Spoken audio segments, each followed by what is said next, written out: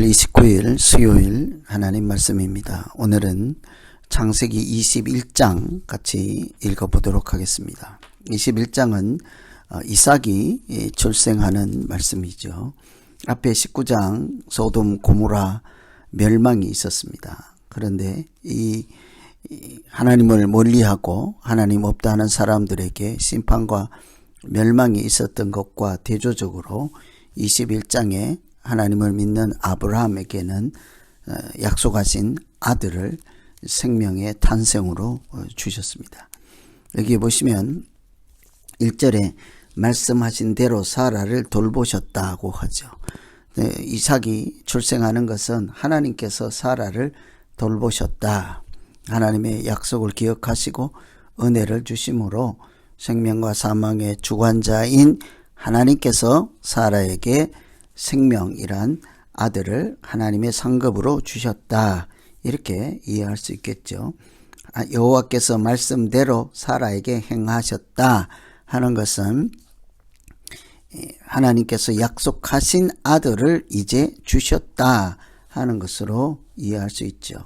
그렇게 보면 이삭의 출생은 하나님께서 하신 일이죠. 하나님이 약속하시고 하나님께서 행하시고 하나님께서 돌보신 결과로 주신 하나님의 상급이었습니다.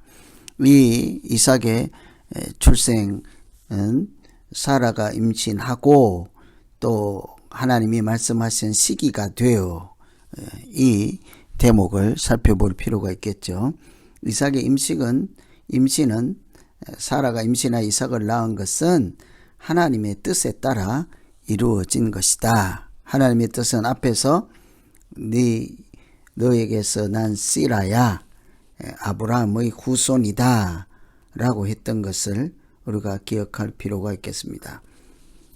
그래서 지금 이삭의 탄생은 한 아들의 출생을 넘어 하나님께서 약속하신 아브라함의 후손에 대한 약속일 뿐만 아니라 아브라함을 통해서 천하 만민이 복을 받게 될 것이라 너는 복이다 복의 근원이다 하신 말씀을 이루어 가시는 하나님의 역사하시는 과정이죠. 오늘 특이한 것 하나는 6절에 보시면 사라가 이르되 하나님이 나를 웃게 하시니 듣는 자가 다 나와 함께 웃으리로다. 사라가 고백하기를 하나님이 나를 웃게 하셨다. 무슨 웃음입니까?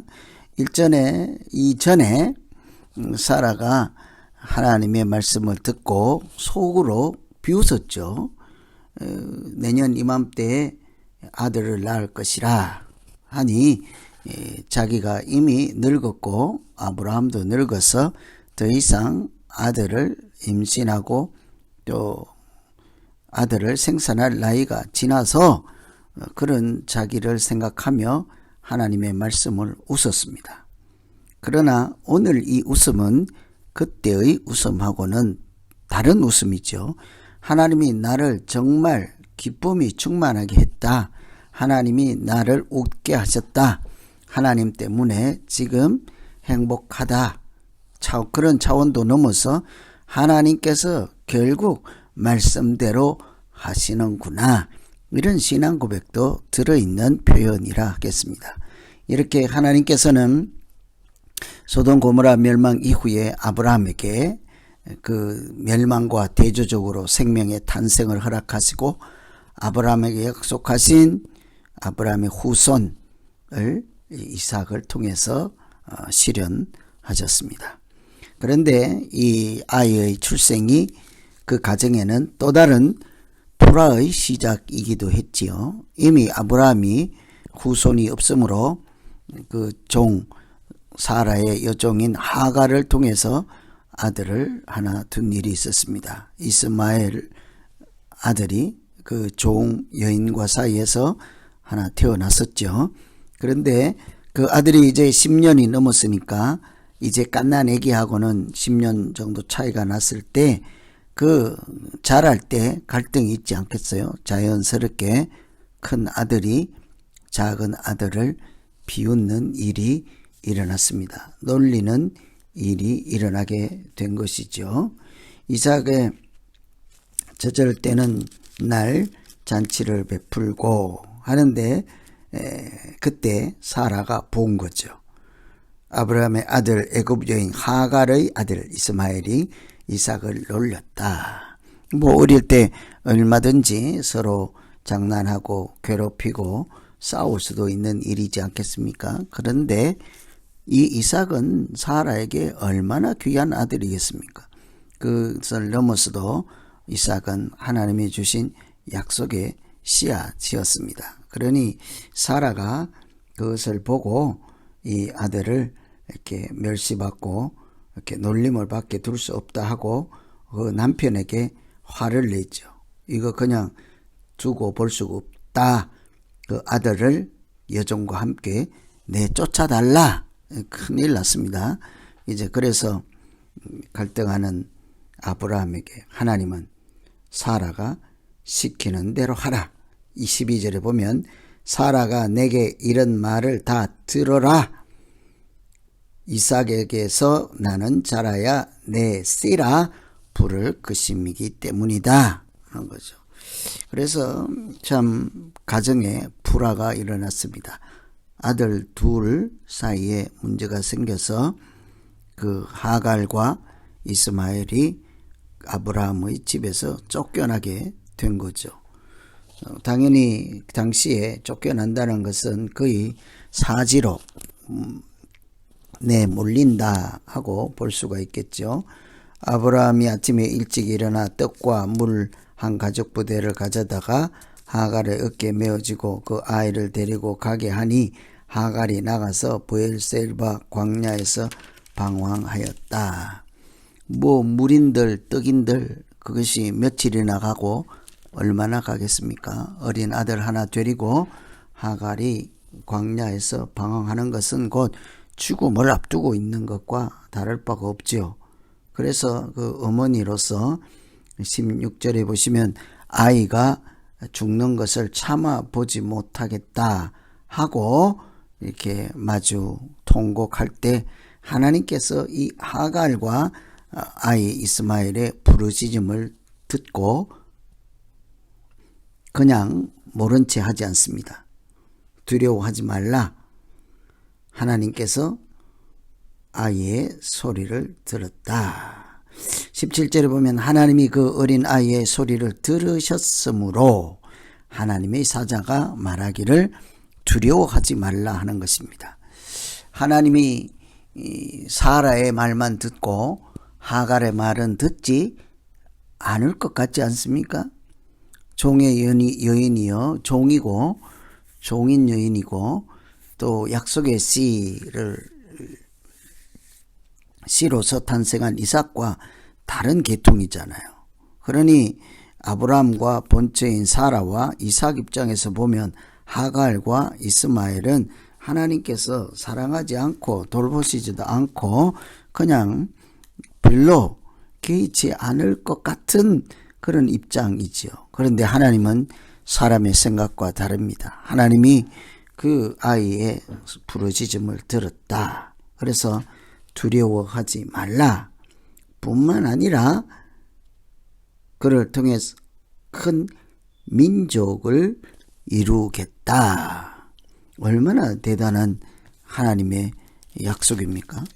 그 민족을 이루고 하는 것은 이삭을 통해서만 해야 될 것 같지만 하나님은 이 여종의 아들도 넣으니 내가 그로 한 민족을 이루게 하겠다. 하나님은 우리가 생각하는 것처럼 사라와 이삭을 사랑하는 것뿐만 아니라 종의 여인인 하갈과 이스마엘까지 돌보시고 지키시고 민족이 되게 하시는 하나님입니다. 그래서 그 하갈이 브엘세바에서 하나님의 언약 약속을 받고 민족이 되겠다 하는 말씀을 받게 되었죠. 이런 것을 보며 우리가 예수 믿는 사람들이 항상 지평을 넓혀 이렇게 범주를 넓히고 생각의 넓이를 넓히고 하나님의 마음과 하나님의 계획의 큰 그림을 볼 수 있는 이런 믿음 생활이 되어야 할 것입니다. 조금만 다르면 이렇게 배척하거나 무시하고 멸시하지 아니하고, 하나님은 내가 생각하지 않는, 생각조차 못했던 그런 것까지도 하나님은 보고 계시고 돌보시고 약속하시고 지키신다 하는 것을 잠시도 잊어서는 안 될 것입니다. 이 아브라함이 이제 이삭을 출생했을 당시에 그 아브라함은 오늘 말씀 21장 끝에 보면 블레셋 사람의 땅에 여러 날 지냈더라. 이 그 후반절 마지막 부분은 브엘세바 언약이라고 할 수 있는 그 우물 사건이 등장하죠. 이 아베멜렉 이방 나라 블레셋의 왕입니다. 아브라함에게 찾아와서 우리도 당신을 후대했다. 당신도 우리에게 후대할 것을 함께 하라. 약속하라. 왜 그런 거 하니? 내가 보니 하나님이 당신과는 늘 함께 계시는구나. 당신을 보니 하나님이 늘 함께 계심으로 우리가 대적자, 원수가 되지 않고 우리가 당신을 후대한 것처럼 아브라함 당신도 우리를 후히 대하라. 잘 대하라. 평화롭게 지내자. 이런 얘기겠죠. 그래서 이 아비멜렉이라는 이방 나라 왕이죠. 왕도 아브라함과 함께 하시는 하나님을 보게 된 것입니다. 이것이 하나님께서 아브라함을 통해서 궁극적으로 하시는 일이죠. 모든 민족, 모든 사람들에게 복의 근원이 되는 것입니다. 하나님께서 주시는 은혜를 아브라함을 통해서 모든 사람이 받아 누리며 하나님의 자녀로 살아갈 수 있는 길을 아브라함을 통해서 열어주시는 거죠. 이방 땅의 아비멜렉이 오늘 아브라함을 통해서 하나님을 만나게 되고 그것을 알게 된 아비멜렉은 아브라함과 전쟁하지 아니하고 서로 후대하기로 맹세를 하자. 이런 제안을 할 때 아브라함은 왜 우리가 판 우물을 빼앗느냐? 내가 양을 줄 테니 우리가 판 것이라는 우물을 인정하라. 그렇게 아비멜렉을 오히려 책망을 하죠. 한 나그네입니다. 아브라함이 다른 나라 아비멜렉 왕을 책망할 정도로 영적인 권위가 있었다 하는 것을 볼 수 있죠. 그도 그럴 것이 하나님이 함께 하는 사람이라 이방 나라 왕도 함부로 할 수 없는 그런 처지였습니다.